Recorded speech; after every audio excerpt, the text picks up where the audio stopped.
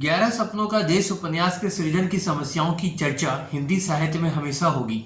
उस उपन्यास के दूसरे खंड में राजेंद्र यादव जी लिखते हैं, लेखन भी एक सहयोगी प्रयास हो, यह बात मेरी समझ में नहीं आती, चाहे वो एक रूपरेखा पर हो या बिना रूपरेखा के।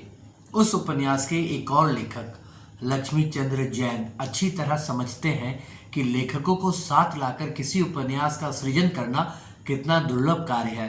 और एक शाम राजेंद्र यादव तथा मन्नू भंडारी से गुफ्तगू के दौरान इसी श्रृंखला को आगे बढ़ाने हेतु दोनों को साथ में लिखने का सुझाव देते हुए विदा लेते हैं। नतीजा आप सबके सामने है, 1 इंच मुस्कान।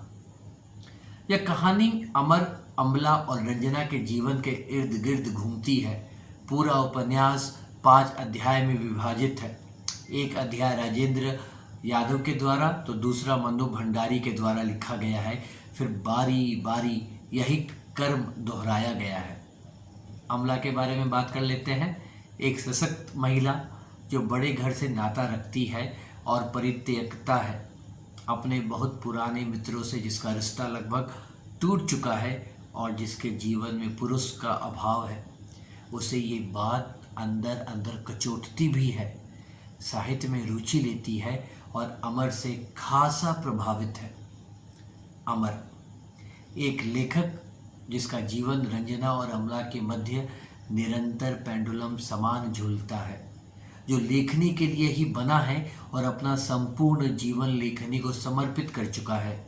उसके जीवन में जो परिवर्तन आते हैं उसकी दास्तान है यह उपन्यास 1 इंच मुस्कान। कैसे अमला का कथन कि हर प्रकार का समझौता कला को पथभ्रष्ट करता है, इस उपन्यास को एक दिशा प्रदान करता है और अमर तथा रंजना के दाम्पत्य जीवन में तूफान लाता है, देखने योग्य है।